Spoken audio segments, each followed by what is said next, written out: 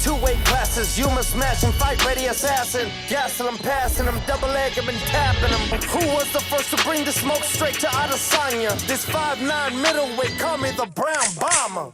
Oh, and then he sees and he feels the squeeze, and he feels the choke, and he gets it. And that's why he's so dangerous, right? Because you can never know where he's gonna win from.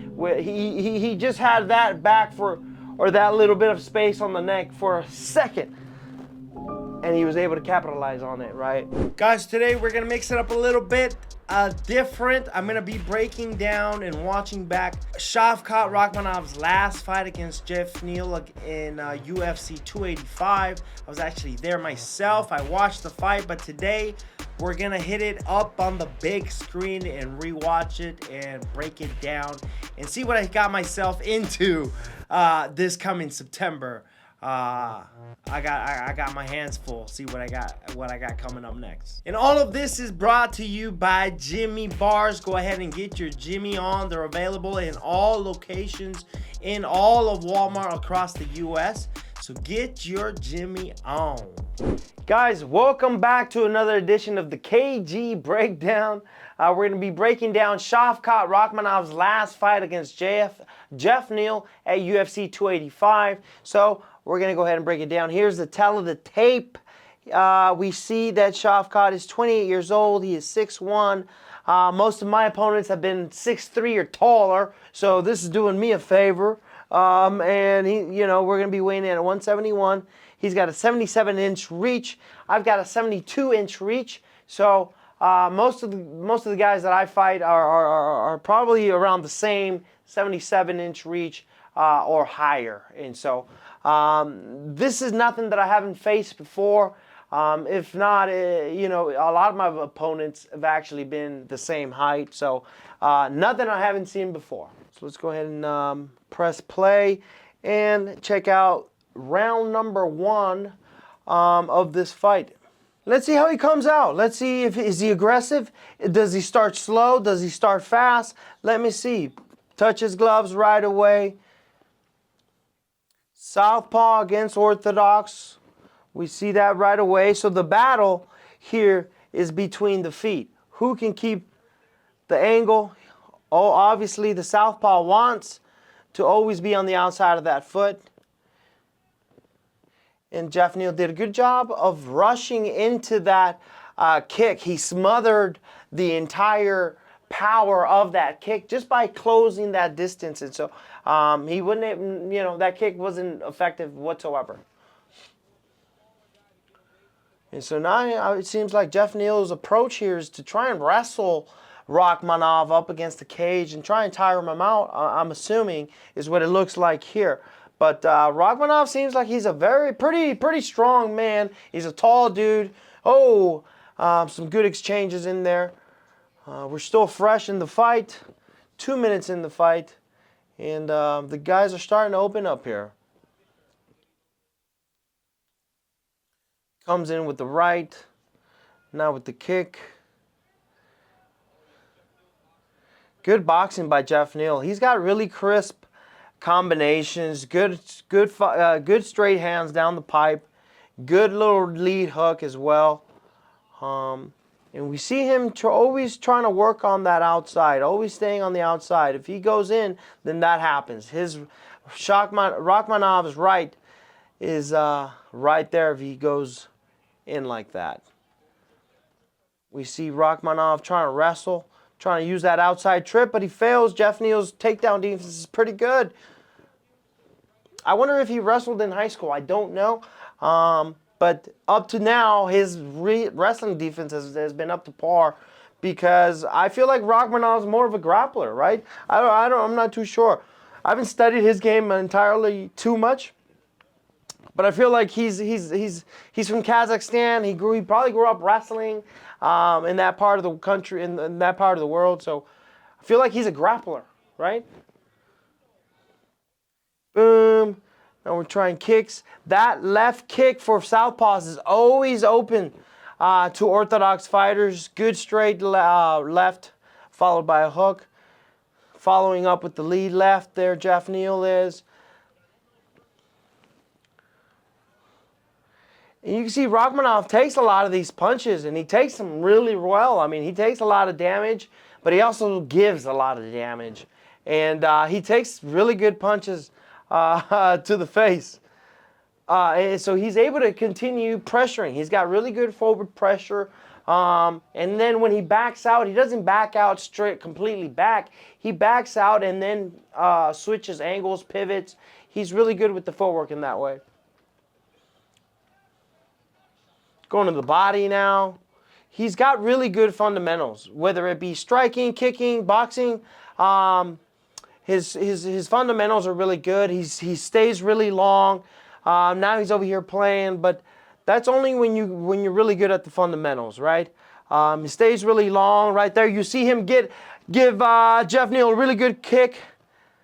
1-2 followed by the kick. He hit that really well, and that's another thing he does really well is hide your kicks, right? He threw that 1-2 and threw the kick right after it, and Geoff Neal got hurt by it. As you can see, he's now trying to wrestle Rakhmonov.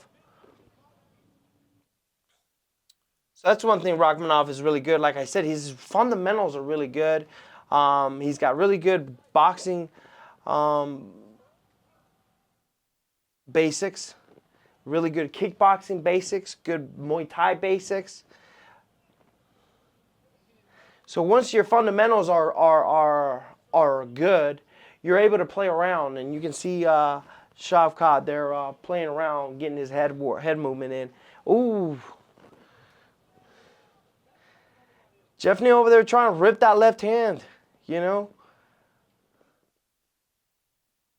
Shavkat seems like he's pretty strong, and he's very tall. Ooh, very good attacks. He's, like I said, he's able to take a lot of punches, so he's able to give a lot of punches. So right now it seems like the punches given are not as affecting as much as the punches given. Oh, I feel like he's got Geoff Neal hurt there, right? But Geoff Neal still is as tough as they come, man. Credit to him. Round number one, both guys had their moments. Both guys did really good things, and like I said, both had their moments.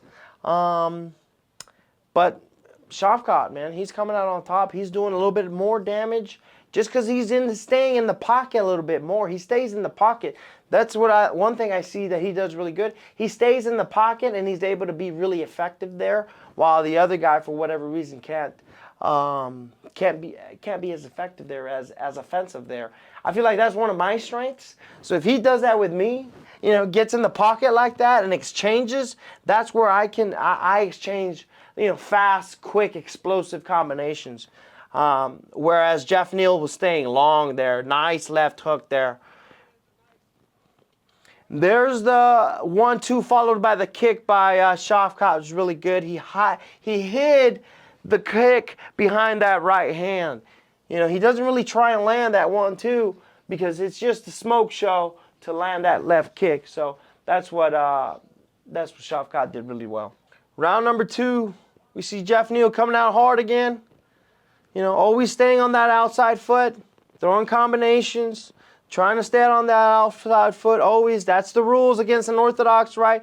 But Rakhmonov, like I said, has got great fundamentals, stays really long kicks, long punches, good defense there. And then when Geoff Neal comes forward, he grabs him, right? He wants to clinch. Has really good Greco-Roman wrestling, right? That was one thing Randy Couture was really good at, was controlling people's upper bodies, putting them up against the cage and dirty boxing them, right? That's why he was so good. And so Shavkat does the same thing. Whenever Geoff Neal is coming forward, he's grabbing him, right? Clinching with him, trying to put him up against the cage. Throwing knees, right? There's the knee there. Those hurt, man. Those hurt. But Shavkat's really tall. It's probably really hard to get him off of you. You know what I mean? Like I said, he probably wrestled out in Kazakhstan. He grew up probably wrestling. I don't know his backstory, but I feel like in that part of the world, people grow up wrestling, right? Dagestan, Uzbekistan, Kyrgyzstan, you know, so Kazakhstan, right? Good long kicks, good long punches, Good fundamentals by Rakhmonov, staying really long, using those long limbs to his advantage, right? Remember, he had a 77-inch reach versus, I believe, a 73-inch reach, right? So Rakhmonov stays in your face, right? Has pretty good defense. He was able to keep his hands up, stays really long with those jabs, right? Like I said, fundamentals win fights. Good response by Geoff Neal. Now he's throwing that left, trying to find that left hand. That's what we southpaws like to try and find, is that left. Boom, he throws and he misses. Again, he's trying to lead with that left hand, but he's not finding Rakhmonov. Rakhmonov has pretty good head movement, as you can see, has good clinch work, likes to throw a lot of knees, likes to grab, you know, like I said, has that really heavy Greco-Roman style up against the cage. Look at that, we see Geoff Neal putting in on a little bit of damage now. He's got a lot of blood coming out of his left eye there. And I feel at this point, Rakhmonov's controlling the fight, right? He's controlling the exchanges, whether it be grappling exchanges, clinch work, striking exchanges. I feel like he's coming out on top, maybe landing maybe just one or two more than Geoff Neal, right? Trying to land those knees, and he's staying real long, staying light on his feet, throwing kicks, throwing punches. And then when he gets hit, he still doesn't matter. It doesn't matter. He said he's good. Right? He does a good job of staying in the pocket, like I said. You know, it doesn't matter how much you give him. He takes it and he gives it right back. He's really good at eating those punches. You know, but in my opinion, I feel like I'm going to be able to capitalize on those wild exchanges. I feel like I have a lot of power that a lot of other people don't. I've knocked out quite a bit of people. I've retired a few as well. So I think my pressure, my power is going to be something that Rakhmonov here hasn't felt before, to be honest. Boom, good. Boom, beautiful. Beautiful exchanges between both. I mean, they're as tough as they come, both of them, right? They're both at the top of the division for a reason. Geoff Neal's ranked 7 here. Rakhmonov, 9 at the time. I mean, this is the elite of the elite when it comes to welterweights. Okay, round two. Round two, I feel like Rakhmonov was able to control a lot of the exchanges there. I think he controlled a lot of the clinch work, controlled a lot of the upper wrestling work, the cage work, and also the exchanges. I feel like he stayed long and was connecting just a little bit more than Geoff Neal, where Geoff was kind of lunging with his hooks and his crosses, right? But it was having some success as well. He was landing them as well. But Rakhmonov, he's as tough as they come. He was laughing it off, right? You can see it there. But this ain't no game, man. I wouldn't be laughing. Round 3, I think Geoff Neal at this point might be down 2 rounds. So you got to think he's got to look for a finish and really press the action, right? And really look for that finish. Right? He's looking for that straight left. He's looking for that left hook. Keeping his right foot on the outside of Rakhmonov's left foot. Right? That's the rules of boxing. But this is not boxing. Good kicks. You see those kicks when you're different stances, they're there for each other. If you're facing an orthodox, facing a southpaw, that power kick is there always. And Rakhmonov's quick with it. Rakhmonov's quick with it. I'm going to have to be careful. Beautiful combination cross with a right hook by Geoff Neal that actually rocked Rakhmonov. Oh, and we see Rakhmonov in desperate mode, in surviving mode, and he went to wrestle, right? He clinched him up and he pushed him up against the cage, and that's his go-to to survive. So now we know that. Check. Wrestling, check. Boxing, check. Right, I'm making all these little little check marks, so that when I study to learn more about this fight, I'm gonna already have that in mind.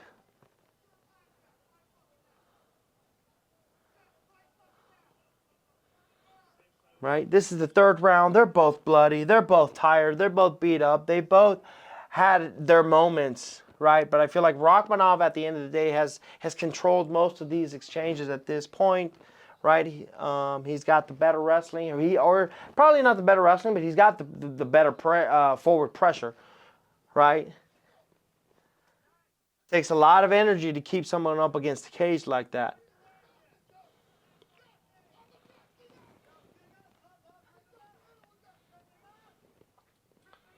Right, so it's the third round. They're both sweaty. They're both bloody and tired. It's probably really hard to pick up Geoff Neal at this point. You see the referee pointing for more action, or else he's gonna break them up.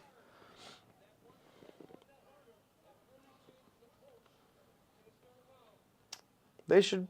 Oh, nice.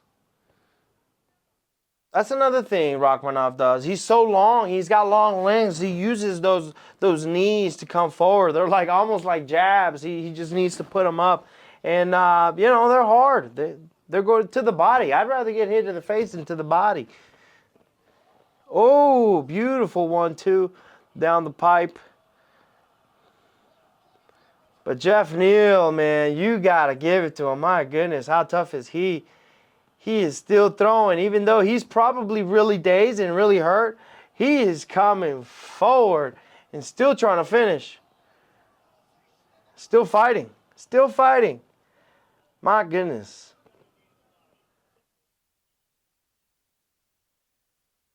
Outside trip attempt, but look how good and durable Geoff Neal is with that takedown defense. Even when he's hurt, even when he's tired, the man is putting up a fight. This is what's great about this sport. I mean, you see the hearts of these men and women, and there's no lying in here, right? There's no lying. You can't pretend to be someone you're not in there.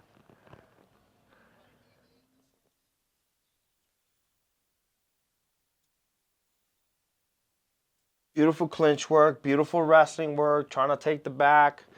At this point, I feel like Rakhmonov knows he's got Geoff Neal. Oh, and then he feels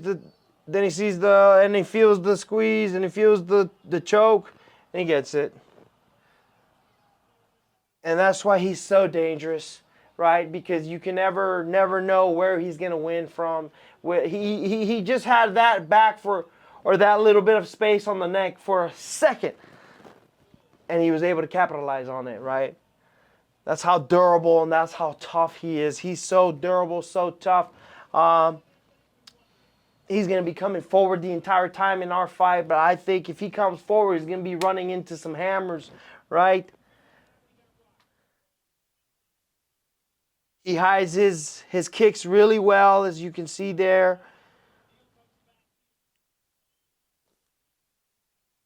Right? But he also gets sloppy. You saw him throw that uppercut, and Geoff Neal was able to capitalize and throw a cross and a hook. And then he's also got good striking fundamentals. Those straight right down the pipe. Nice knee to the body. I mean, the man does it all. He can go to the body. He can go to the head. He can choke you out. I mean, he's dangerous everywhere. And he's so durable. That's probably his biggest strength, is his durability and his ability to absorb punches, yet move forward, right? And I believe it was Rocky Balboa that it doesn't matter how much you get hit, it matters how much you can take, right? And Rakhmonov can take it as well as he can give it, and that's probably his biggest strength. Is he's able to give it and then take it. I'm going to have to put a beating on him so that he doesn't come back and get me. I'm going to have to put the beating on him like no other. I'm going to have to put him away. right? Because he keeps coming forward no matter what. So, very interesting fight. Very difficult fight. I took this fight because it was a difficult fight. There are no easy fights in this organization at this level. Okay, so September 16th, we're throwing it down. That is the breakdown that I had. That is what I see for now.